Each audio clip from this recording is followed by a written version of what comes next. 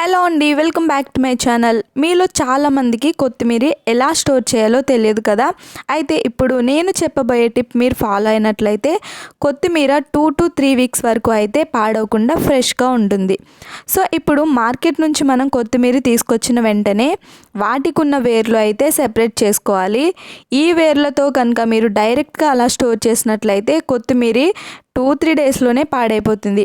ఇలా మీరు వేర్లు సెపరేట్ చేసుకున్న తర్వాత ఈ కొత్తిమీరనంతా మనం ఒక బాక్స్లో అయినా లేకపోతే కవర్లో అయినా స్టోర్ చేసుకున్నట్లయితే 2 to 3 వీక్స్ వరకు అయితే పాడవకుండా ఉంటుంది. చూసారా ఎంత ఫ్రెష్గా ఉందో కొత్తిమీర. దీని నుంచి మనకు చూడండి ఎంత మట్టి వచ్చిందో. సో మీరు ఈ మట్టితో అలాగే డైరెక్ట్గా స్టోర్ చేసినట్లయితే వెంటనే పాడైపోతుంది. ఇప్పుడు మనం ఇలా ఫ్రెష్గా సెపరేట్ చేసుకున్న కొత్తిమీరని ఇలా ఒక పాలిథిన్ కవర్లో గట్టిగా ఉండాలి, ఇలాంటి కవర్లో మాత్రమే స్టోర్ చేసుకోవాలి. పలచగా ఉన్న కవర్లో అయితే అసలు స్టోర్ చేయకండి. ఇది వాటర్ అయితే మనకి లోపలికి పోకుండా కవర్ అనేది టైట్గా కట్టి లోపల ఫ్రిడ్జ్లో పెట్టుకోవాలి.